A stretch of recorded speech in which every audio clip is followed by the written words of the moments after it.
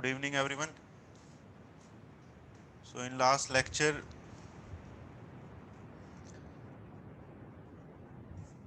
हमने पढ़ लिया था अप टू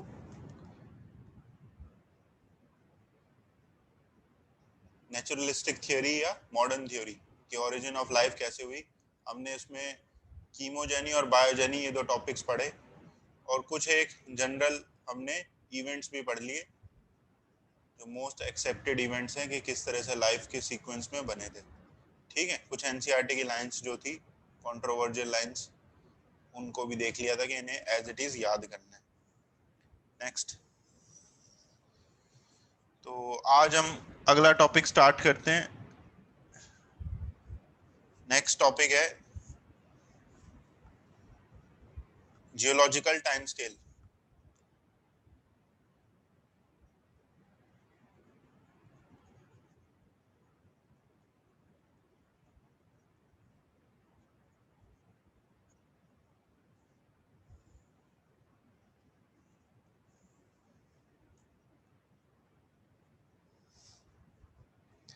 अर्थ की फॉर्मेशन से लेकर अब तक, अर्थ की फॉर्मेशन से लेकर अब तक जितना भी टाइम हुआ है, ठीक है, उस टाइम पीरियड को डिवाइड कर लिया गया है छोटे छोटे टाइम पीरियड्स में। अर्थ की फॉर्मेशन से लेकर अब तक जितना भी टाइम पीरियड या जितना भी समय हुआ है अब तक, उसको छोटे छोटे टाइम पीरियड में डिवाइड कर लिया। और उन टाइम पीरियड्स में क्या करते हैं, एवोल्यूशन को देखते हैं कि इस टाइम पीरियड में या इस अंतराल में, समय के अंतराल में कौन कौन से प्लांट्स या एनिमल्स इवॉल्व हुए अर्थ पे। फिर थोड़े टाइम बाद कोई दूसरा टाइम पीरियड आया तो उसमें कौन से प्लांट्स या एनिमल्स इवॉल्व हुए। इस तरह से टाइम के अकॉर्डिंग स्टडी कर रहे हैं एवोल्यूशन को, तो उसे जियोलॉजिकल टाइम स्केल कहते हैं। Time since evolution of earth, earth की एवोल्यूशन मतलब अर्थ की फॉर्मेशन से लेकर हैज बीन डिवाइडेड इनटू, किस किस में डिवाइड किया है, टाइम को डिवाइड कर दिया इरा में। फिर इरा को डिवाइड करते हैं, इरा को डिवाइड करते हैं पीरियड्स में, पीरियड्स को डिवाइड करते हैं इपॉक्स में। इन सबको अभी हम पढ़ेंगे। तो इसका एक टेबल हम बनाएंगे, उस टेबल के थ्रू हम पढ़ेंगे।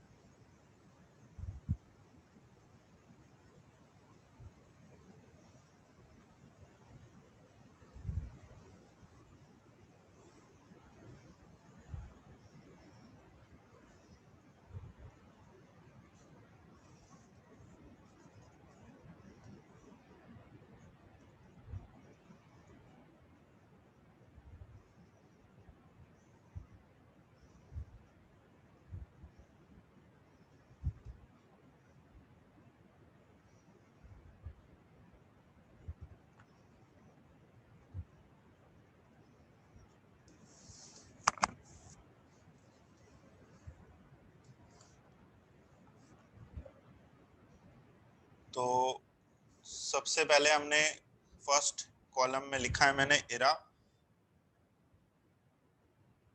सेकंड कॉलम में है पीरियड, थर्ड में है इपॉक, फोर्थ में मैंने एज लिखी है MYA में, मिलियन ईयर्स अगो, और फिफ्थ कॉलम में है जो इवेंट्स, क्या इवेंट्स हैं। तो स्टार्ट करते हैं इसे। सबसे पहला जो एरा है उसे कहते हैं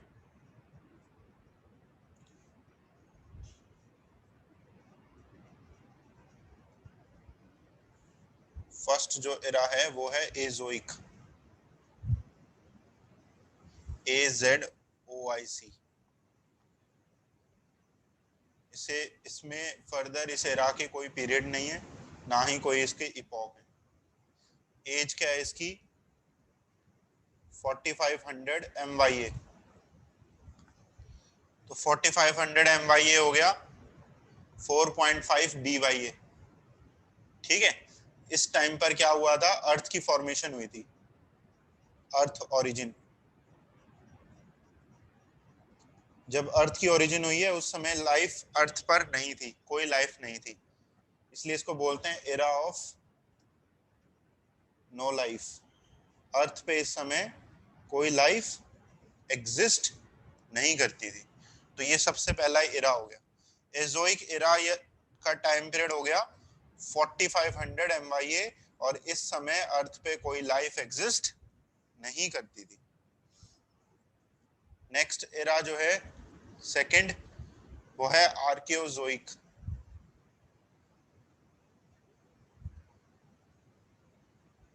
आर्कियोजोइक, इसके भी कोई पीरियड्स या इपॉक नहीं है फर्दर।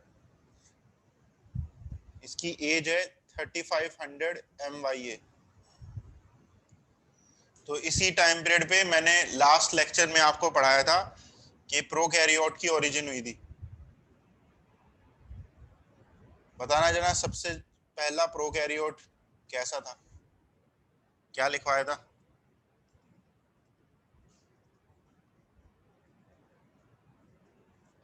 इपॉक पीरियड अपने आप समझ में आ जाएंगे, बस लिखते चलो, अपने आप आ जाएगा समझ में। एनऑक्सीजेनिक था सबसे पहला प्रोकैरियोट, और हेटेरोट्रॉफिक था। एनऑक्सीजेनिक था और हेटेरोट्रॉफिक था सबसे पहला प्रोकैरियोट। ये लिखते चलो, इपॉक पीरियड अपने आप समझ में आ जाएगा जब एग्जांपल आएगा ना।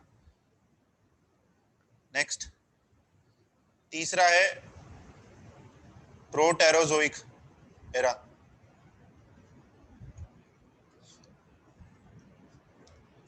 इस एरा की जो एज है वो है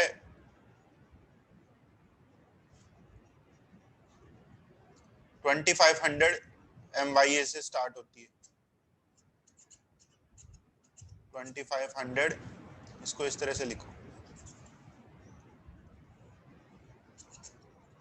2500 MYA टू 700 MYA।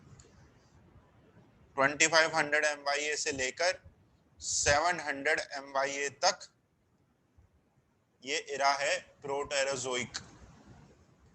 2500 MYA हो गया 2.5 BYA। मैंने लास्ट लेक्चर में आपको पढ़ाया था 2.5 BYA पे अर्थ पे कैसा एनवायरनमेंट हो गया था? Oxygenic environment.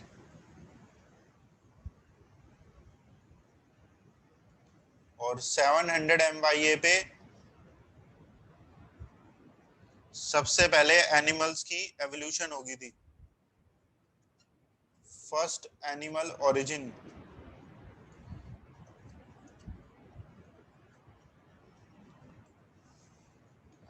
सबसे पहला एनिमल कौन सा था? जो सबसे पहला फाइलम होता है एनिमल किंगडम में, फर्स्ट फाइलम होता है पोरिफेरा का। ठीक है, तो पोरिफेरा की एवोल्यूशन हुई।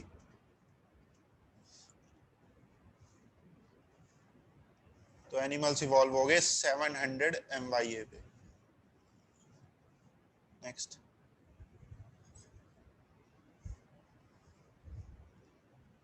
फोर्थ जो एरा है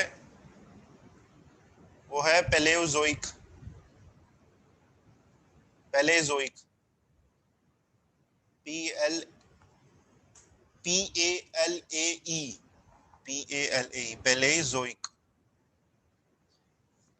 अब इस एरा में जो एवोल्यूशनरी इवेंट्स थे वो बहुत सारे हैं। इस एरा में बहुत सारे एवोल्यूशनरी चेंजेस हुए। तो जिन सभी को समझने के लिए इस एरा को आगे पीरियड्स में डिवाइड कर दिया। इस एरा को भी आगे छोटे छोटे टाइम के स्लॉट्स बना दिए, तो उन्हें पीरियड्स कहते हैं। जैसे सबसे पहला जो इसका स्लॉट है उसको कहते हैं कैम्ब्रियन। कैम्ब्रियन पे जो एस्टिमेटेड इसकी एज है कैम्ब्रियन की, वो है 550 MYA, 550 MYA, ठीक है, कैम्ब्रियन। उसके बाद अच्छा, इस साथ ही साथ हम इवेंट्स भी लिखते चलते हैं, ठीक है। सबसे पहला जो पीरियड है इसका वो है कैम्ब्रियन। कैम्ब्रियन की जो एस्टिमेटेड एज है वो है 550 MYA। नेक्स्ट, इसमें क्या इवेंट्स देखने को या क्या इवेंट्स इसमें डिस्कवर करे गए। इसमें ये इवेंट डिस्कवर हुआ कि जैसे एनिमल्स की ओरिजिन पिछले एरा में हो गई थी, प्रोटेरोजोइक एरा में एनिमल्स ओरिजिनेट हो चुके हैं। एनिमल कौन सा, ये इनवर्टिब्रेट था। एनिमल्स इनिशियली सारे तो इनवर्टिब्रेट एनिमल्स। तो इस एरा के कैम्ब्रियन पीरियड में क्या हुआ, जो इनवर्टिब्रेट्स थे वो आगे क्या होने लगे, डाइवर्सिफाई होने लगे। इनवर्टिब्रेट्स में नई नई एनिमल्स की स्पीसीज बन गई। तो इसमें लिखो इनवर्टिब्रेट, इनवर्टिब्रेट डाइवर्सिफाई। इनवर्टिब्रेट्स बहुत सारे बन गए, ठीक है। एल्गी की ओरिजिन होगी, प्लांट्स में एल्गी की ओरिजिन होगी, एल्गी ओरिजिन। इनवर्टिब्रेट्स तो आगे डाइवर्सिफाई हो रहे हैं क्योंकि उनकी ओरिजिन तो प्रोटेरोजोइक में ही होगी थी, और प्लांट्स में एल्गी की ओरिजिन अब हो गई। ये हो गया कैम्ब्रियन पीरियड में। नेक्स्ट, उसके बाद जो दूसरा पीरियड है कैम्ब्रियन के बाद, ओर्डोविसियन। ओर्डोविसियन, इसकी एस्टिमेटेड एज लिखो 500। अच्छा, इनमें किसी में भी इपॉक नहीं है तो इपॉक वाले में ब्लैंक छोड़ दो। ओर्डोविसियन की एस्टिमेटेड एज लिखो 500। इसमें क्या हुआ, इसमें जो इनवर्टिब्रेट्स हैं, इनवर्टिब्रेट्स वो ज्यादा क्या कर गए, डाइवर्सिफाई हो गए। तो इसे आप लिखो एज ऑफ इनवर्टिब्रेट्स।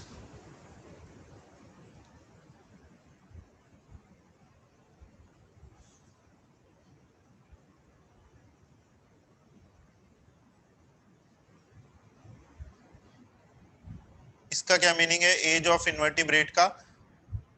इसका मीनिंग होता है कि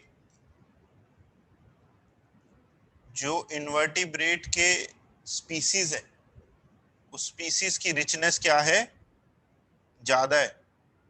इनवर्टिब्रेट्स में जो स्पीसीज हैं उनकी रिचनेस क्या है, ज्यादा है। मतलब बहुत सारे अलग अलग तरह के इनवर्टिब्रेट्स हैं।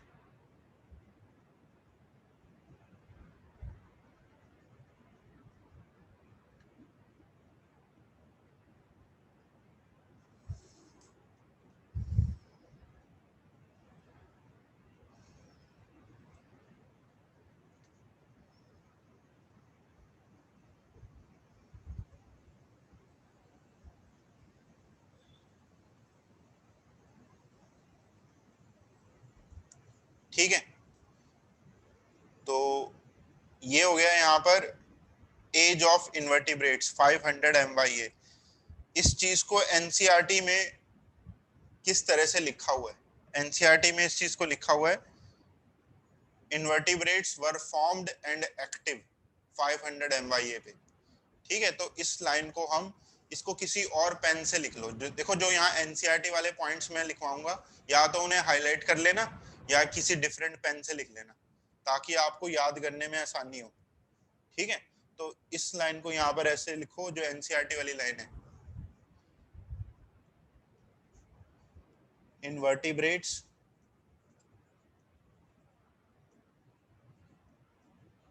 Were formed and active. इसका क्या मतलब है कि इनवर्टिब्रेट्स बन चुके हैं पहले ही और अब एक्टिव है। वो एक्टिव का मतलब क्या है कि अब उनकी स्पीसीज डाइवर्सिटी ज्यादा हो चुकी है, उसी को एज ऑफ इनवर्टिब्रेट्स कहते हैं। ठीक है, तो इस तरह से जो जो एनसीईआरटी वाले पॉइंट्स हैं उन्हें हमें हाईलाइट करना है। जैसे यहाँ 500 MYA एनसीईआरटी में दिया हुआ है, ये हमें याद रखनी है। इस पूरे टेबल में क्या याद करना है क्या नहीं करना है सब बताऊंगा मैं। टेबल को अभी लिखते चलो, समझ लो पूरा टेबल, फिर मैं बता भी दूंगा क्या याद करना है क्या नहीं करना है।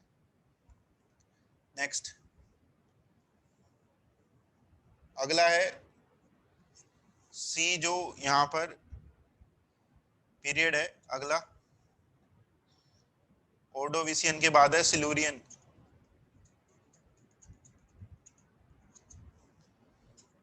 सिलूरियन की एज है 450 MYA।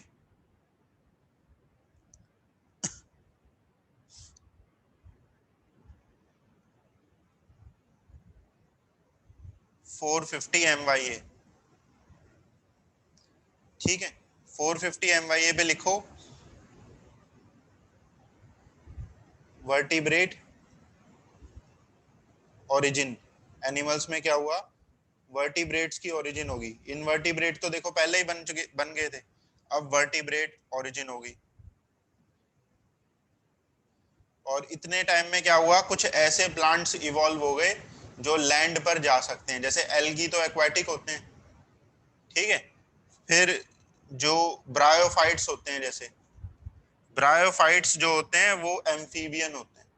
ब्रायोफाइट प्लांट लैंड पर भी रहता है और पानी भी रिक्वायर्ड होता है उसे। तो लैंड पर उसकी एग्जिस्टेंस थी, तो वो चले गए प्लांट्स लैंड पर, चले गए लैंड पर मतलब वो लैंड पर एक्वायर कर गए, उससे पहले वो एक्वाटिक थे। तो यहाँ लिखो एक लाइन, एनसीईआरटी की लाइन है ये, plants are first organism to invade land. Invade land का मतलब क्या है कि वो लैंड पर आ गए। कौन से प्लांट रहे होंगे वो, bryophytes.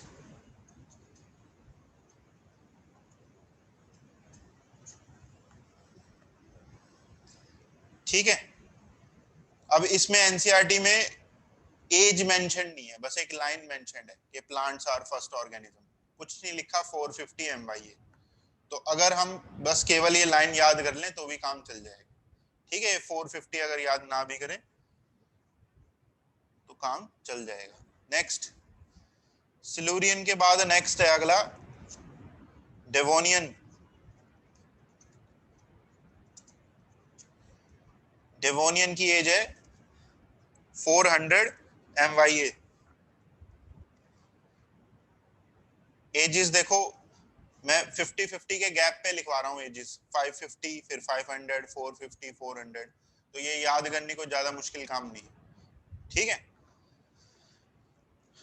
Devonian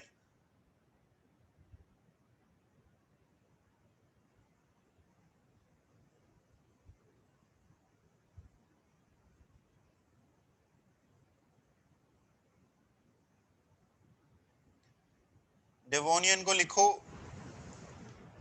as of fishes.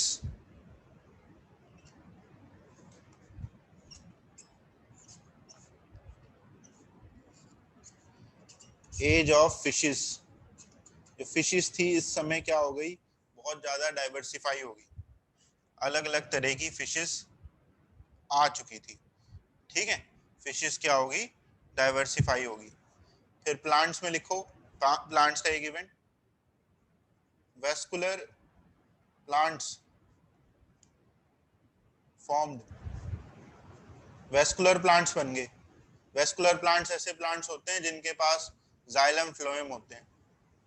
तो आपने 11th क्लास में पढ़ा होगा सबसे पहले प्लांट कौन से थे जिन पे जाइलम फ्लोएम थे। ब्रायोफाइट्स के बाद कौन से प्लांट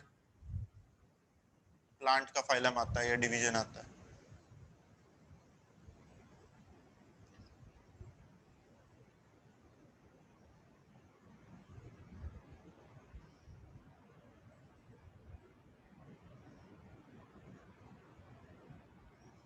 टेरिडोफाइट्स।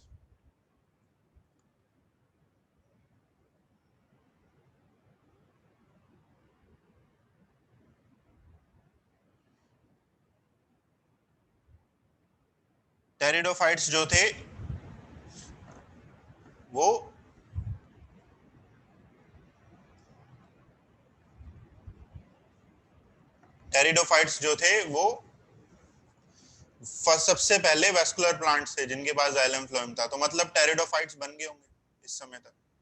ठीक है, तो एज ऑफ फिशेस का मतलब क्या है कि बहुत सारी अलग अलग तरह की फिशेस बन गई थी। नेक्स्ट, अगला point,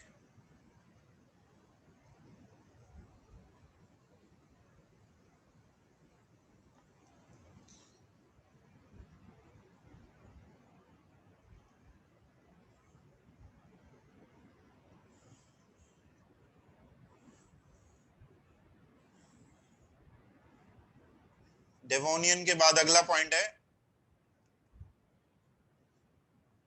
Carboniferous.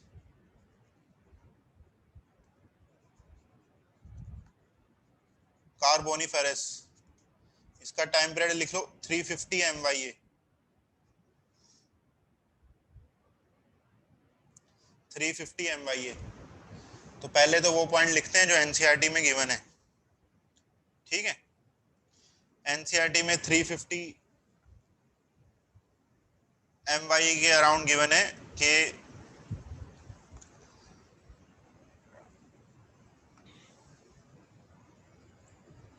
coelacanth fish was present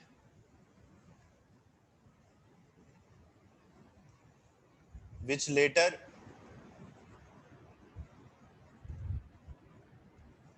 evolved into amphibians। ठीक है, तो इसकी हमें एज भी ध्यान में रखनी है क्योंकि 350 की एज के साथ ये गिवन है कि coelacanth फिश जो थी वो प्रेजेंट थी 350 MYA के अराउंड, और ये फिश आगे इवॉल्व करगी, किसमें इवॉल्व करगी?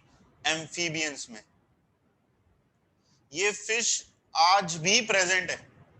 ये फिश जो है coelacanth, ये आज भी प्रेजेंट है। ये माना जाता था ये coelacanth फिश जो है ये एक्सटिंक्ट हो चुकी है।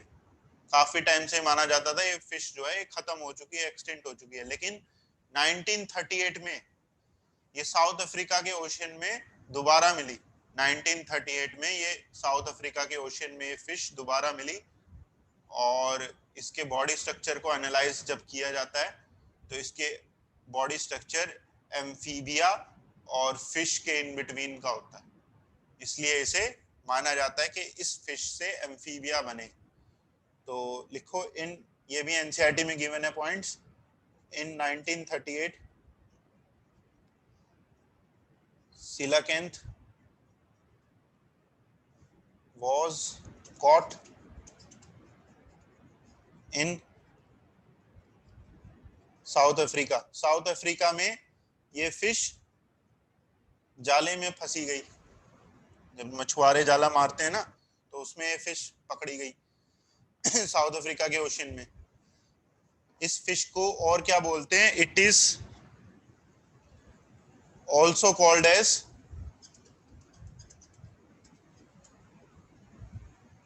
Stout fins. इसको स्टाउट फिन्स भी कहते हैं।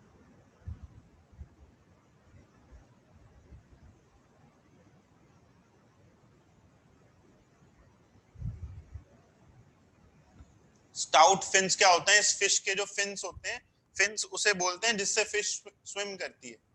इस फिश के जो फिन्स होते हैं वो स्टाउट होते हैं। स्टाउट मतलब स्ट्रॉन्ग होते हैं, काफी मोटे होते हैं इसके फिन्स।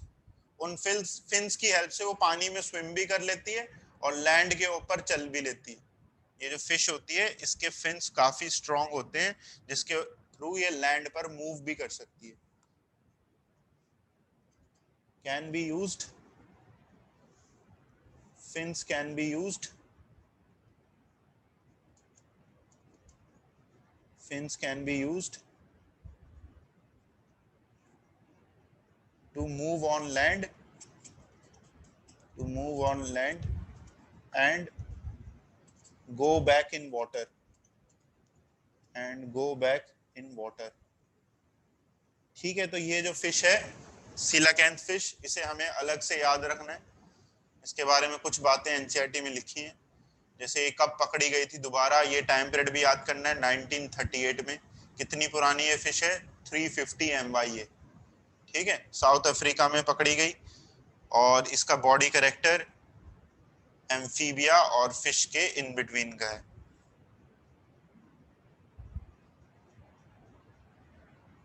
ठीक है, इसको लोब्ड फिन भी बोल देते हैं, स्टाउट फिन्स या लोब्ड फिन्स, ये पॉइंट भी लिखो।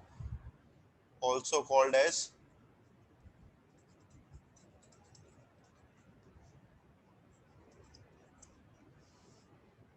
यहां पर लिखो also called as lobe fins, इसको लोब फिन्स भी कहते हैं। ठीक है, लोब फिन्स का भी सेम मीनिंग है, इसके जो फिन्स होते हैं वो काफी मोटे होते हैं या थिक होते हैं, लोब फिन्स। तो एक तो ये पॉइंट हमें याद रखना है कार्बोनिफेरस में, जो एनसीईआरटी में गिवन है। अब दूसरे पॉइंट हम देखते हैं।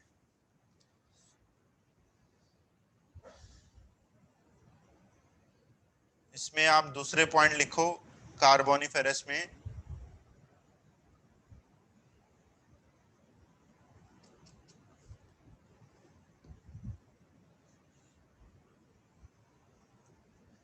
कोल की फॉर्मेशन हुई। ठीक है, coal formation from decay of pteridophytes, कुछ टेरिडोफाइट्स के डिके से कोल फॉर्मेशन स्टार्ट हुई। टेरिडोफाइट्स जैसे कि फर्न्स, कुछ टेरिडोफाइट्स के डिके से कोल की फॉर्मेशन जो है वो स्टार्ट हो गई थी इस टाइम पीरियड में, 350 MYA के अराउंड। इसलिए इस पीरियड का क्या नेम है, इस पीरियड का नेम होता है कार्बोनिफेरस। इस पीरियड को क्या बोलते हैं, कार्बोनिफेरस। कार्बोनिफेरस का मतलब क्यों, क्योंकि इस टाइम पीरियड में ये माना जाता है कि कोल की फॉर्मेशन हुई। ठीक है, एक पॉइंट और एनसीईआरटी का जो गिवन है वो है 320 MYA का, ये भी याद करना है, वो कार्बोनिफेरस के अंदर ही आ गया। देखो एनसीईआरटी में कुछ कई बातें जो हैं वो ऐसे ही लिखी होती हैं, चाहे वो करेक्ट हो ना हो, बस लिखी होती हैं, तो उन्हें याद करना होता है। तो इसमें हमें क्या याद करना है, 320 MYA में सी वीड्स वर अबंडेंट। अब सी वीड्स तो होते हैं एल्गी, सी वीड्स क्या होते हैं, सी वीड्स होते हैं एल्गी।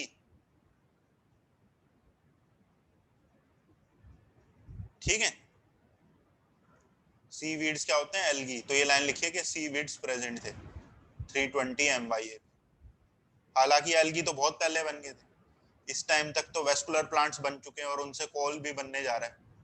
लेकिन अब ये पॉइंट लिखा है एनसीईआरटी में क्योंकि वो होंगे अबंडेंट ओशन में, क्योंकि प्लांट लैंड पर भी आ गए, तो ओशियन में जो खाली स्पेस बच गई वहां सीवीड्स अबंडेंट हो गए होंगे। तो ये बात एंटायरली रॉन्ग नहीं है, ठीक है बात ये, बस इसे सीवीड्स के रिस्पेक्ट में यहाँ 320 MYA करके लिख दिया। तो ये एज हमें याद करनी है कि 320 MYA पे सीवीड्स जो थे वो अबंडेंट थे।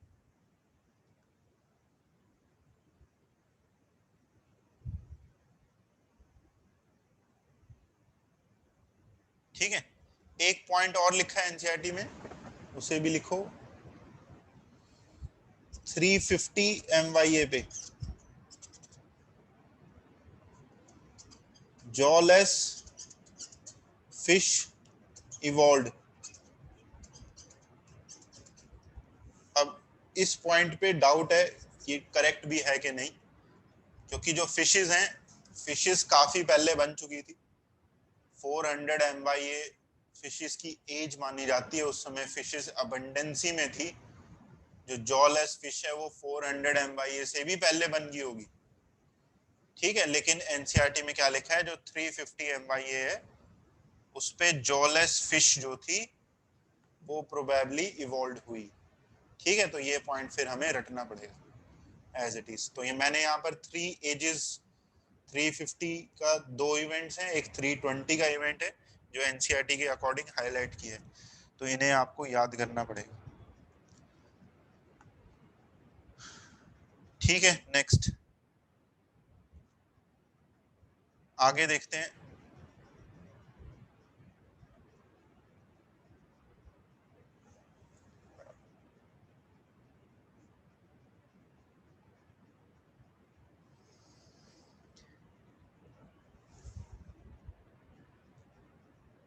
कार्बोनिफेरस पीरियड को ही एज ऑफ एम्फीबिया भी माना जाता है।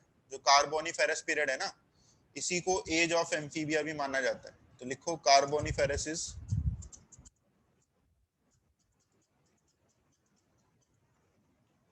एज ऑफ एम्फीबिया,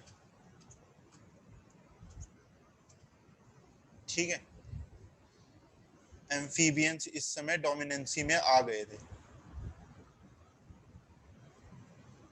अब ऊपर एक पॉइंट में एनसीईआरटी ने ये लिख रखा है कि सीलाकेंथ 350 पर प्रेजेंट था, ठीक है। लेकिन हो सकता है कि जो सीलाकेंथ थे कुछ वो आगे इवॉल्व कर गए हो किसमें, एम्फीबिया में, और during the age of Carboniferous वो एम्फीबिया फिर डोमिनेंसी में आ गए, तो एम्फीबिया की एज होगी कार्बोनिफेरस। नेक्स्ट आखिरी जो यहाँ पर पीरियड है कार्बोनिफेरस के बाद, वो है पर्मियन।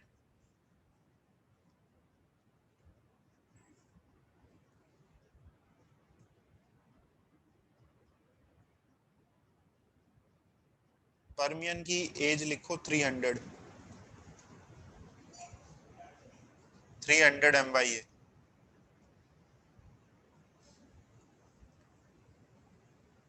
इसमें लिखो ओरिजिन ऑफ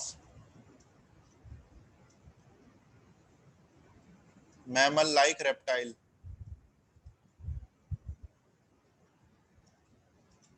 अब ये जो मैमल लाइक रेप्टाइल है, इसकी फिगर एनसीईआरटी में दी है, पेलाइकोसॉर। अभी दिखा रहा हूं आपको कहाँ दी है, पेलाइकोसॉर, ठीक है। और एक लाइन और लिखो, ओरिजिन ऑफ कॉनिफर्स, कॉनिफर्स की ओरिजिन।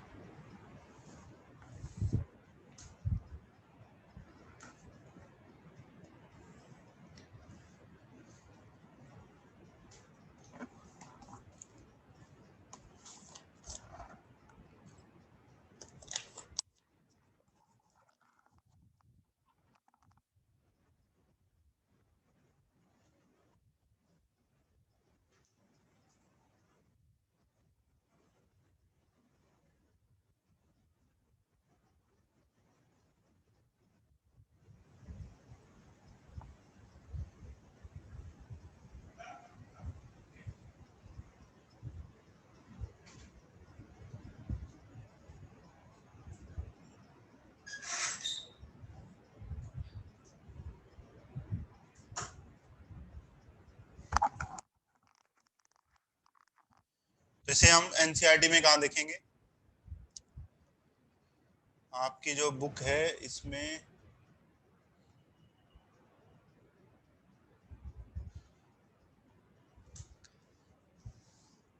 चैप्टर के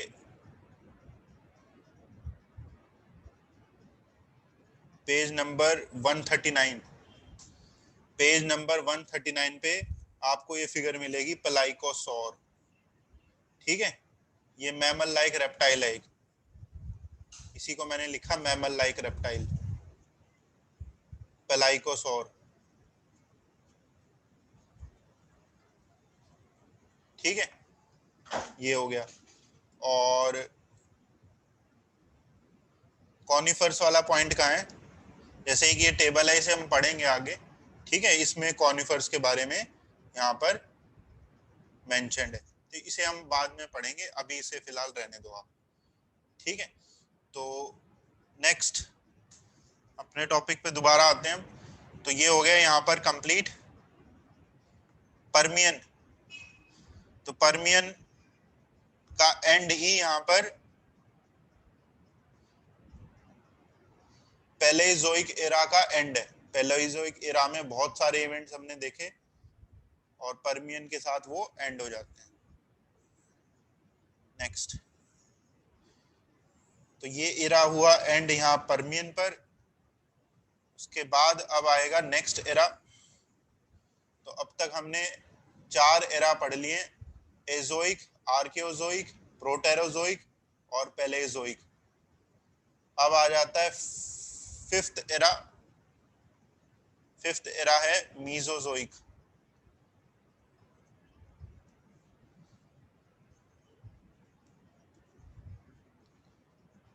मीजोजोइक एरा।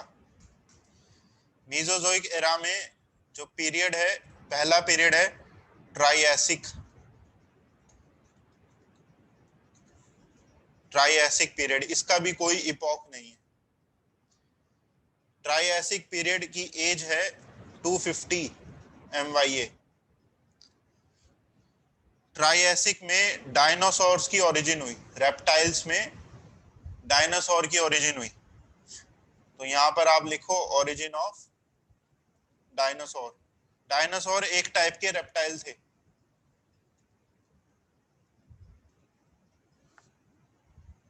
ठीक है। और प्लांट्स में जो जिम्नोस्पर्म्स थे वो डोमिनेंसी में थे। जिम्नोस्पर्म डोमिनेंट, मतलब प्लांट्स में जिम्नोस्पर्म ज्यादा थे और एनिमल्स में डायनासोर की ओरिजिन हो चुकी थी ट्राइएसिक पीरियड में। नेक्स्ट, उसके बाद नेक्स्ट पीरियड है जुरासिक। जुरासिक पीरियड की एज है 200 MYA। इसे एज ऑफ डायनासोर माना जाता है। इस एज में डायनासोर अर्थ पे डोमिनेंसी में आ गए। Age of dinosaur and gymnosperm, और प्लांट्स में जिम्नोस्पर्म बहुत ज्यादा हो गए। तो जुरासिक पीरियड जो था, इसमें अर्थ पे डायनासोर और जिम्नोस्पर्म्स का एक तरह से राज था। एनिमल्स में डायनासोर ज्यादा थे और प्लांट्स में डिफरेंट जिम्नोस्पर्म्स की स्पीसीज थी, ठीक है। एक जो पॉइंट एनसीईआरटी वाला है 200 MYA के जो लिए दिया हुआ है, पॉइंट है इक्थियोसोर।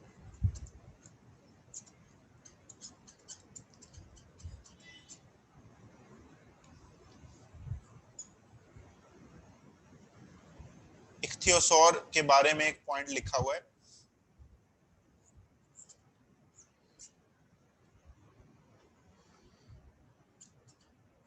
Land reptile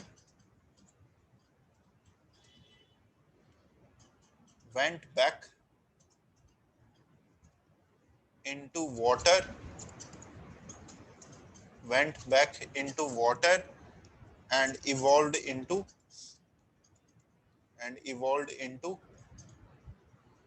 fish like reptile,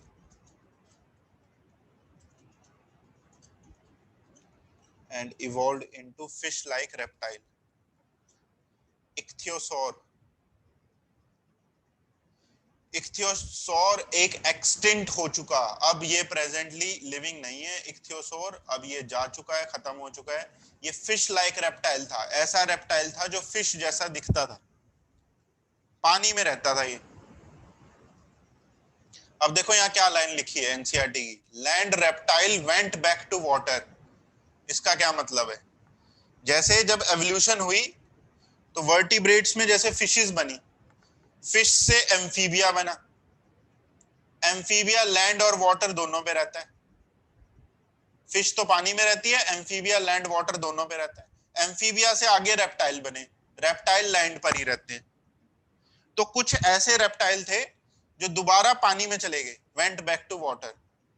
मतलब क्या है इसका कि during evolution animals, aquatic animals land animals में इवॉल्व हुए थे, फिश से एम्फीबिया, एम्फीबिया से रेप्टाइल।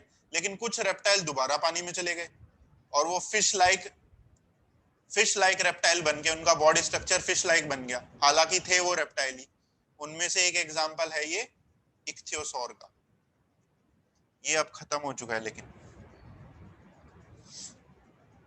ठीक है। नेक्स्ट, आखिरी जो पीरियड है मीजोजोइक एरा का, वो है क्रिटेशियस। क्रिटेशियस पीरियड की एज 150 लिख लो, ठीक है। और इस एज पर डायनासोर खत्म होना स्टार्ट हो गए थे। Dinosaur started to extinct. ध्यान से लाइन पढ़ो, इसका मतलब ये नहीं है कि डायनासोर खत्म हो गए। आधे बच्चे यही मिस्टेक करते हैं। क्रिटेशियस का मतलब ये नहीं है कि डायनासोर खत्म हो गए। स्टार्टेड टू एक्सटिंक्ट, इंग्लिश समझो। स्टार्टेड टू एक्सटिंक्ट का मतलब है कि खत्म होना स्टार्ट हुए, खत्म नहीं हो गए अभी, अभी स्टार्ट हुए, ठीक है। कुछ डायनासोर अभी भी जिंदा होंगे। कुछ ऐसे चेंजेस हुए हुए इस टाइम पर अर्थ में, क्रिटेशियस पीरियड के अराउंड अर्थ में, कि एनवायरनमेंट में काफी चेंजेस हो गए जिस वजह से डायनासोर मरने लग गए, जिम्नोस्पर्म भी मरने लग गए। जिम्नोस्पर्म्स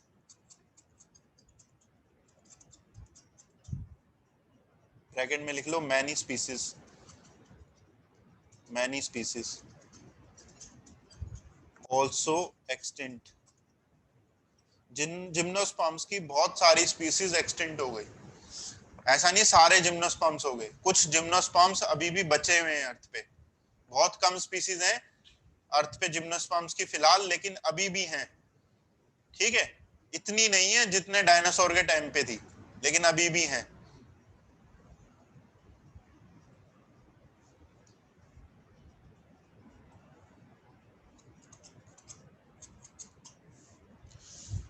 तो ये हो गया डायनासोर का टाइम पीरियड।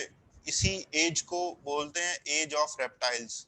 मीजोजोइक को बोलते हैं एज ऑफ रेप्टाइल्स, क्योंकि इस समय जो डायनासोर्स थे वो डोमिनेंसी में थे, ठीक है। अगर आप डायनासोर का टाइम पीरियड देखोगे, कैलकुलेट करोगे, तो डायनासोर 250 से लेकर 250 से लेकर कब एक्सटिंक्ट हुए उसके भी आगे, वो भी मैं लिखवा देता हूँ। जैसे सिक्स्थ जो एरा है वो है Cenozoic era. Cenozoic, Cenozoic era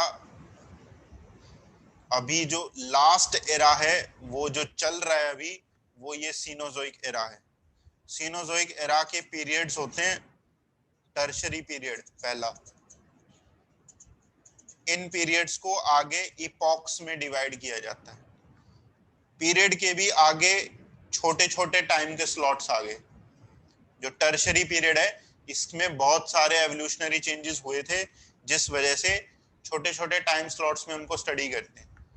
तो टर्शरी एरा का जो आगे डिवीजन है टाइम की, उसे इपॉक कहते हैं, और पहला इपॉक है इसका पेलियोसीन। पेलेयोसीन इपॉक। इस पेलेयोसीन की एज है 65 MYA। पेलेयोसीन की एज है 65 MYA। तो 65 MYA पे क्या हुआ, as written in NCERT, extinction of dinosaur. Dinosaur खत्म हो गए।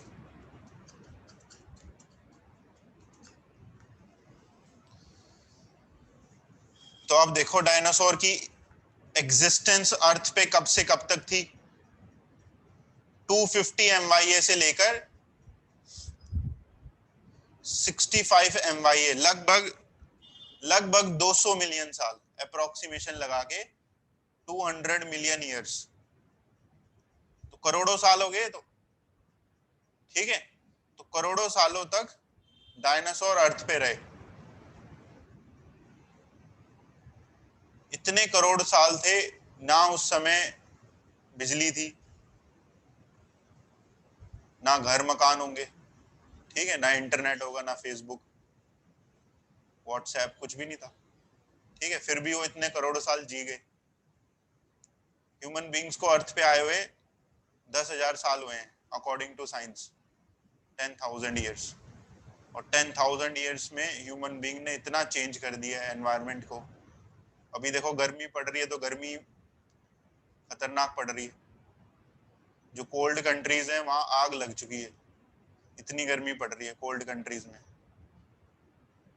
ठीक है, इतना टेम्परेचर हाई हो गया कि वहां आग ही लग गई, वहां के जंगलों में विलेज के विलेज जल रहे हैं। कनाडा में, यूएस में 50 डिग्री तक टेम्परेचर पहुंच चुका है, इतना क्लाइमेट चेंज हो गया है।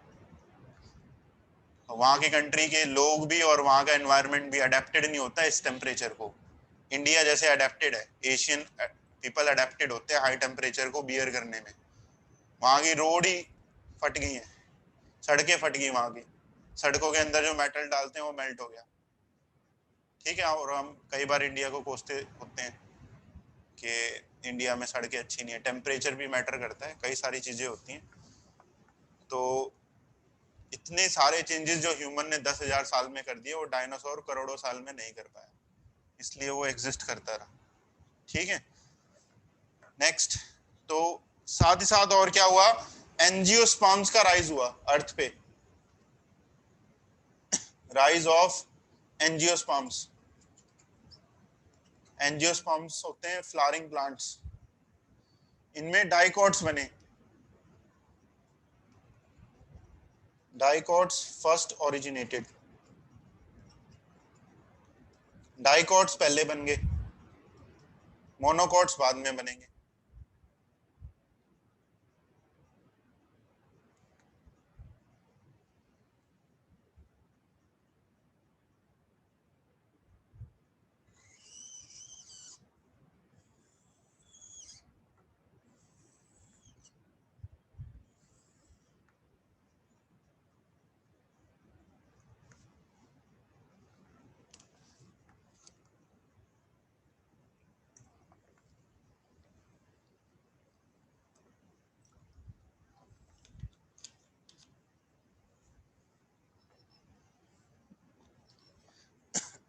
नेक्स्ट, टर्शियरी पीरियड में जो सेकंड इपॉक है वो है इयोसीन। इयोसीन इपॉक की एज 57। अब देखो, जो एज मैं हाईलाइट कर रहा हूं वो तो याद करनी है, बाकी जो हाईलाइट नहीं कर रहा हूं उसे आप याद करने की कोई जरूरत नहीं है। इयोसीन में क्या हुआ, मैमल्स राइज में आ गए, राइज ऑफ मैमल्स। अब देखो हुआ क्या, ऐसा नहीं है मैमल्स और एंजियोस्पर्म्स डायनासोर के टाइम पर नहीं थे, वो बन चुके थे। मैमल्स और एंजियोस्पर्म्स डायनासोर के टाइम पर बन चुके थे, लेकिन उनका नंबर ज्यादा नहीं था। क्यों नहीं था, क्योंकि डायनासोर उन्हें खा जाते थे। मैमल्स को खा जाएंगे क्योंकि मैमल्स का साइज छोटा था, डायनासोर का साइज बड़ा था। अब एंजियोस्पर्म्स जो थे वो छोटे छोटे प्लांट्स थे, पौधे थे, वो डायनासोर के पैर के नीचे कुचल जाते होंगे बेचारे, इसलिए एंजियोस्पर्म्स भी नहीं ज्यादा राइज हो पाए। जो ये जिम्नोस्पर्म्स होते हैं, जिम्नोस्पर्म अगर आपने पढ़ा हो, जिम्नोस्पर्म बहुत लंबे लंबे होते हैं, उनकी हाइट डायनासोर जितनी हो सकती है या उनसे भी बड़ी हो सकती है। उनका ट्रंक बहुत मोटा होता है जिम्नोस्पर्म का, क्यों? क्योंकि वो डायनासोर के टक्कर के थे। अगर डायनासोर की हाइट बढ़ी है तो उनकी भी हाइट बढ़ी थी, जिससे वो डायनासोर ट्री की ब्रांचेस तक पहुंच ही ना पाए। ठीक है, लेकिन कुछ क्लाइमेटिक चेंजेस हुए जिससे डायनासोर खत्म हुए, जिम्नोस्पर्म्स भी हुए, और जो ये छोटे छोटे एनिमल्स और प्लांट्स थे, मैमल्स और एंजियोस्पर्म्स, ये बढ़ना अब स्टार्ट हो गए। नेक्स्ट, तीसरा इपॉक है इसमें ओलिगोसीन। टर्शियरी पीरियड के अंदर ही अगला ओलिगोसीन, 34 MYA इसे कंसीडर करते हैं। ओरिजिन ऑफ एप्स, एप्स की ओरिजिन हुई। एप्स होते हैं जैसे चिंपैंजी, गोरिल्ला, ये सब डायरेक्टली नहीं बने। एप्स के जैसे कुछ एंसेस्टर रहे होंगे जिनसे आगे चिंपैंजी, गोरिल्ला ये सब बने, वो सब अराइज कर गए। ऐसा नहीं है कि direct chimpanzee, gorilla, monkey, chimpanzee, gorilla, ये सब डायरेक्टली नहीं बने। एप्स के कुछ एंसेस्टर रहे होंगे, वो बन गए होंगे। Next, Miocene,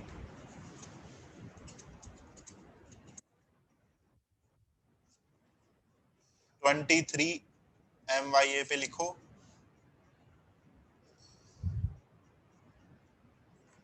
apps diversify, apps और ज्यादा डाइवर्सिफाई हो गए, मैमल्स भी डाइवर्सिफाई हो गए। इसको गोल्डन एज ऑफ मैमल्स कहते हैं, golden age of mammals. Climatic changes क्या हुए उसको समझने के लिए एक टॉपिक अभी मिसिंग है, वो टॉपिक पहले मैं पढ़ाऊंगा, फिर क्लाइमेटिक चेंजेस में बता दूंगा। ठीक है, गोल्डन एज ऑफ मैमल्स का मतलब क्या है कि मैमल्स बहुत ज्यादा रैपिडली इंक्रीज हो गए। प्लायोसीन, प्लायोसीन इपॉक 5 MYA, इसमें आप लिखो दो इवेंट लिखने, origin of australopithecus, australopithecus, australopithecus था first ape man, first ape man पढ़ेंगे इसके बारे में हम चैप्टर में। ह्यूमन एवोल्यूशन हम टॉपिक पढ़ेंगे, उसमें मैं फर्स्ट एप मैन, आदि मानव जो हिंदी में बोलते हैं, ऑस्ट्रेलोपिथिकस, इसके बारे में पढ़ाऊंगा। बस फिलहाल बस लिख के छोड़ दो कि फर्स्ट एप मैन बन गया। मोनोकोट्स की एवोल्यूशन हुई, adaptive radiation,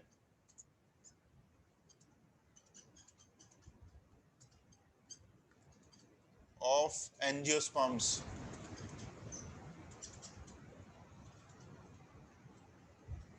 to form monocots.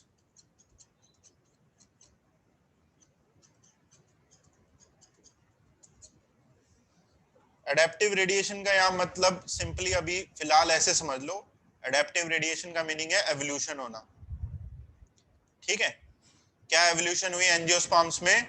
Monocots बन गए। एडेप्टिव रेडिएशन का यहाँ मीनिंग समझ लो एवोल्यूशन, और क्या एवोल्यूशन हुई कि मोनोकॉट्स बन गए। ठीक है, डाइकॉट्स तो पहले ही बन गए थे, मोनोकॉट्स अब बन गए। तो ये हो गया यहाँ पर complete tertiary period, Cenozoic era का। अब हम पढ़ते हैं इसका आखिरी पीरियड। जो इसका आखिरी पीरियड है वो है क्वाटरनरी पीरियड, जो अभी फिलहाल चल रहा है, जो अभी प्रेजेंटली चल रहा है पीरियड, वो है क्वाटरनरी पीरियड। ठीक है, क्वाटरनरी पीरियड के भी दो इपॉक्स हैं। फर्स्ट इपॉक है प्लेस्टोसीन, प्लेस्टोसीन, प्लेस्टोसीन इपॉक है 1.8 से 0.1 MYA। 0.1 हो गया 1,00,000 साल पहले, 0.1 है 1,00,000 साल पहले, आज से 1,00,000 साल पहले। आज से 1 लाख साल पहले अर्थ पे आइस एज थी, ice age on earth. Ice age का मतलब है कि अर्थ पे बर्फबारी हुई, बहुत ज्यादा बर्फबारी हुई और पोलर रीजन्स बन गए, पोलर कैप बन गई, ठंडी होगी अर्थ, ठंडा एटमॉस्फेयर हो गया, पोलर रीजन बन गए। ठीक है, बर्फ जम गई अर्थ के पोल्स पे, नॉर्थ पोल, साउथ पोल, और भी कई जगह बर्फबारी हुई, तो बर्फ जमना स्टार्ट होगी। इसी आइस एज में जब अर्थ का एनवायरनमेंट ठंडा हो रहा था, तब होमोसेपियंस की एवोल्यूशन हुई, ओरिजिन ऑफ होमोसेपियंस, पढ़ेंगे इसके बारे में भी। नेक्स्ट, रीसेंट होलोसीन, जो अभी करंट का इपॉक चल रहा है वो है रीसेंट होलोसीन। ये चल रहा है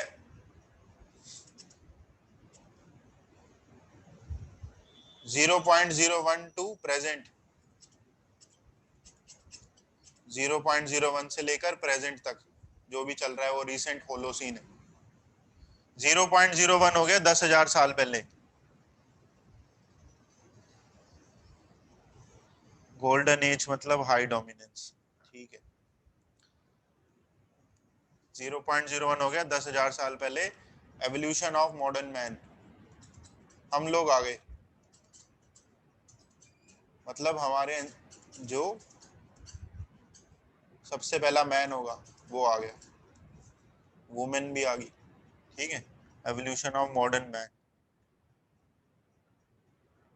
ये माना जाता है कि जो मॉडर्न मैन है, जो अभी करंटली हम लोग हैं, वो 10,000 साल पुराने हैं। होमोसेपियंस की कई सारी टाइप्स रही हैं, उनमें से एक टाइप हम लोग की है मॉडर्न मैन, और जो दूसरे होमोसेपियंस थे वो कहाँ चले गए वो सब पढ़ाऊंगा आप। ठीक है, तो ये कंप्लीट हो गया यहाँ पर जियोलॉजिकल टाइम स्केल।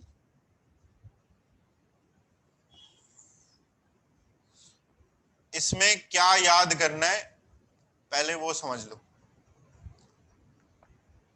सारे इरा का सीक्वेंस याद होना चाहिए, 6 इरा लिखवाए मैंने, 6 का सीक्वेंस याद होना चाहिए। पहला इरा कौन सा था, दूसरा कौन सा था, तीसरा कौन सा था, छठा कौन सा है। ठीक है, सारे इरा का एक तो सीक्वेंस याद करना है हमें, एक चीज होगी। फिर पीरियड्स का सीक्वेंस याद करना है किसी एक इरा के, जैसे जैसे मीजोजोइक इरा ही ले लो, मीजोजोइक इरा में 3 पीरियड्स हैं, तो ये याद होना चाहिए, ट्राइएसिक पहले आया, जुरासिक बाद में, क्रिटेशियस तीसरा। ऐसे ही पैलेजोइक में भी ये जो 6 इरा हैं, सॉरी 6 पीरियड्स हैं, इनका सीक्वेंस याद होना चाहिए। कैसे सीक्वेंस याद करेंगे, इनके इनिशियल्स याद कर लो, COS DCP, तो इनके सीक्वेंस से क्या बन जाएगा, COS DCP, कॉस DCP। ठीक है, जो पीरियड्स हैं cos DCP, Cambrian, Ordovician, Silurian, Devonian, Carboniferous और पर्मियन, कॉस DCP। ठीक है, ये तो हमें याद हो सकते हैं 3, और आखिरी वाले में टर्शरी क्वाटरनरी है। टर्शरी वाले के 5 इपॉक है, इन इपॉक के भी इनिशियल याद कर लो, POMP, इपॉक्स, इपॉक को याद करने के लिए POMP। और इवेंट्स में क्या याद करना है, इवेंट्स में वो इवेंट याद करो मेनली जो मैंने हाईलाइट कर रखे हैं एनसीईआरटी वाले। ठीक है, और एज तो एग्जैक्टली बस वही याद करनी है जो एनसीईआरटी वाली, जैसे 500, 350, जो जो मैंने हाईलाइट कर रखी है, 320, फिर एक 350 दोबारा आया, 200 आया, 65 आया। ठीक है, ये 5 को भी हाईलाइट कर लो, 5 को भी हाईलाइट कर लो, आइस एज वाले पॉइंट को भी हाईलाइट कर लो। ये सब एनसीईआरटी वाले हैं, इनको हमें याद रखना है। एज के साथ। जो बाकी हैं वो सब इन्हीं से रिलेटेड इवेंट्स हैं आपकी अंडरस्टैंडिंग बेटर बनाने के लिए। ठीक है, तो ये हो गया टॉपिक यहाँ पर complete, geological time scale. NCERT में टॉपिक पूरा नहीं दिया है, जो भी दिया है इनकम्प्लीट मैनर में दिया है, बिखरा हुआ है पूरा चैप्टर आधे अधूरे हिस्सों में। जैसे पेज 139 पे देखो, ये आधा अधूरा टेबल दिया हुआ है, एजेस भी लिखी हुई हैं, क्वार्टरनरी, टर्शरी, पीरियड्स के नाम लिखे हुए हैं। ठीक है, सभी पीरियड्स के नाम लिखे हुए, एजेस भी मेंशन्ड है। एक आधा अधूरा टेबल इससे अगले पेज पे था, जैसे यहाँ एरा लिख दिए, पेलेओजोइक, मीजोजोइक, सीनोजोइक, कुछ उनकी पीरियड्स लिख दिए। सीक्वेंस याद होना चाहिए, और एरा का सीक्वेंस, पीरियड्स का सीक्वेंस, सीक्वेंस से क्वेश्चन आ सकता है। ठीक है, तो ये हो गया कंप्लीट यहाँ पर जियोलॉजिकल टाइम स्केल। इसी के साथ हमारा ये टॉपिक भी कंप्लीट हुआ, फर्स्ट टॉपिक चैप्टर का, कि एवोल्यूशन की क्या क्या थियरीज हैं, और एवोल्यूशन के हमने यहाँ पर एक सीक्वेंस देख लिया, क्या क्या हमें नॉलेज है। अब हम बात करते हैं कि ये एवोल्यूशन की जो जियोलॉजिकल टाइम स्केल हमने बनाया, ये कैसे बनाया, हमें कैसे डेट का पता चला कि इस डेट को ये हुआ होगा, इन टाइम पीरियड पे ये हुआ होगा। What are the evidences for evolution. Next topic,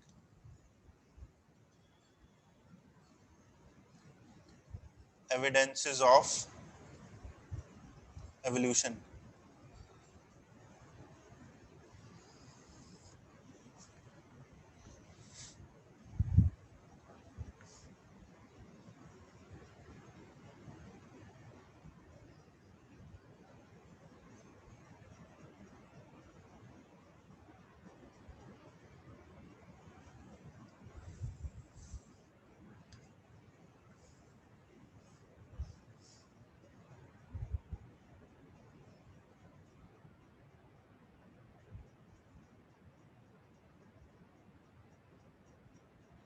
वो टेबल अभी मैं डिस्कस करूंगा, वो आगे आएंगे।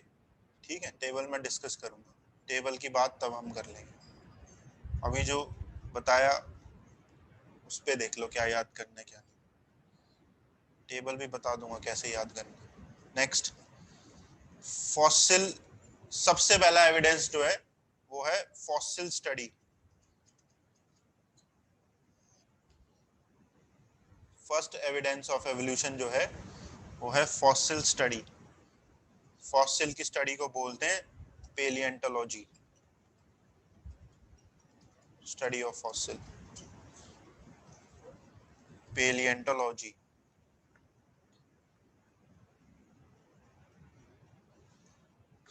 तो पहला क्वेश्चन तो हमारा यही है कि फॉसिल क्या होता है। ठीक है, उसी से स्टार्ट करते हैं।